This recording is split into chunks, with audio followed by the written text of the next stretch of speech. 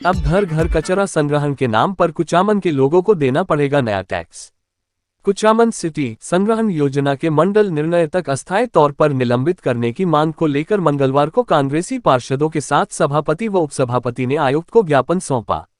सभापति आसिफ खान ने बताया कि राज्य सरकार के आदेशों के हवाले से शहर में वर्तमान में सफाई कर्मियों के साथ साथ सफाई कार्य ठेके पर भी दिया हुआ है, जिसका सालाना खर्च 3.5 करोड़ रुपए है। इसके बावजूद अब घर घर कचरा संग्रहण योजना के संचालन का 7 करोड़ रुपए का एक और सफाई ठेका किसी फर्म को दिया गया है। इससे शहरवासियों पर एक नया टैक्स लागू हो जाएगा और गरीब जनता को इससे आर्थिक बोझ उठाना पड़ेगा। शहर का प्रत्येक नागरिक गृह कर सहित कोई ना कोई टैक्स जमा करवाता है।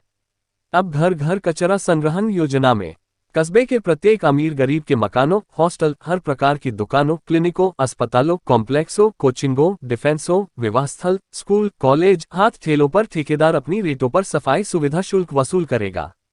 इससे आम आदमी की जेब काटने की तैयारी की जा रही है। इस ठेके का कार्यादेश भी जारी किया जा चुका है। अब 1 अगस्त से संबंधित फर्म घर घर कचरा संग्रहण के नाम शुल्क लेना शुरू कर देगी। कांग्रेस के सभी पार्षदों व उपसभापति की ओर से इसका विरोध किया जा रहा है। उपसभापति ने कहा निलंबित हो ठेका। उपसभापति हिमराज चावला ने बताया कि घर घर सफाई योजना के ठेके को निलंबित करना चाहिए और आगामी बोर्ड बैठक में सदन की चर्चा के बाद ही इसे लागू करने या रद्द करने का प्रस्ताव लेना चाहिए, जिससे कि आम जन के हित में निर्णय लिया जा सके। यदि परिषद की ओर से मनमाने तरीके से ठेके का कार्य शुरू करवाया गया तो आगामी दिनों में विरोध प्रदर्शन किया जाएगा।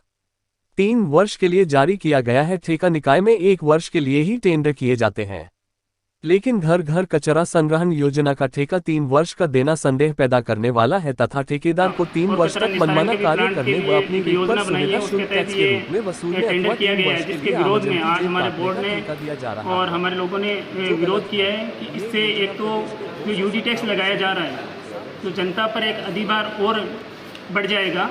जनता पर जो मजदूर, हम होटल, कमर्शियल जो एक्टिविटीज़ है उस पर ये टैक्स लग जाए, कोई दिक्कत नहीं है। व्यापारी प्रतिष्ठान उन पर लगे, लेकिन जो गरीब मजदूर जनता जिनके रहने के लिए कच्चे पक्के मकान पूरे से नहीं है, उनके भी अगर ये टैक्स लगता है तो ये जनता के हितों के साथ कुठाराघात होगा। तो हम ऐसा नहीं होने देंगे। यह टैक्स जो जनता के लिए जो अलग से एक बोझ डाला जा रहा है जनता पर, ये नहीं होगा।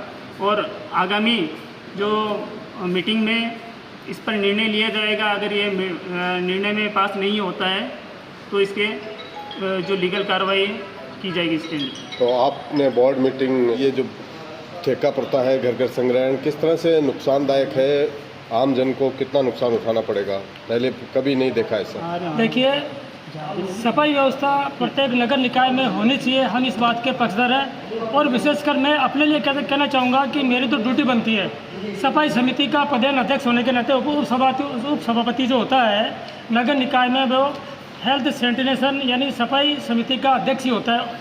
अंडरस्टूड है, ये हमारे विधायी नियमों के हिसाब से सफाई समिति का अध्यक्ष उपसभापति होता है। तो जो ये यहाँ पर कुचामन में ये घर घर कचरा संग्रहण योजना लागू करने का जो ये प्रस्ताव आया है, ये एक मायाजाल के रूप में इसको प्रचारित किया जा रहा है ईओ के माध्यम से। ईओ जो सरकारी व्यक्ति है और सरकार की योजना बताकर इसको इस तरीके से गुमराह करने का प्रयास किया जा रहा है कि भाई सरकार की योजना। मैं ये पूछना चाहता हूँ कि सफाई व्यवस्था करें, हम इसमें साथ हैं, लेकिन राजस्थान में 257 नगर निकाय है, उनमें मात्र 7वें योजना क्यों चल रही है? यदि इतनी महत्वपूर्ण हो तो पूरे प्रदेश के निकाय में होना चाहिए।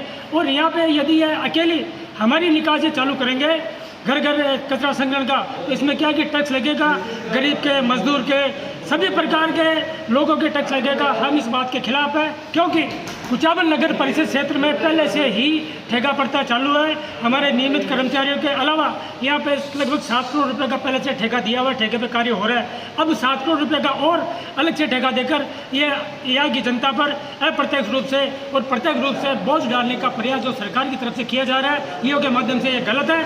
क्योंकि सरकार अगर कहती है कि हम वहाँ से नगर पालिका से कुछ नहीं लेके ये टैक्स और ठेकेदार वसूल करेगा, और नगर पालिका यदि कोई अनुदान देती है तो वो अनुदान में से काट लेगी। तो मैं तो कहता हूँ कुल मिला के कुचामन के हितों के साथ में, लोगों के हितों के साथ में होने वाले कुठाराघात को हम बर्दाश्त नहीं करेंगे। यदि ये इस बात को हमारे जो नगर पालिका का चुनिंदा बोर्ड है यहाँ पर, उस बोर्ड में लेकर सर्वसम्मति करते हैं तब तो ठीक है, अन्यथा इसका जन आंदोलन होगा।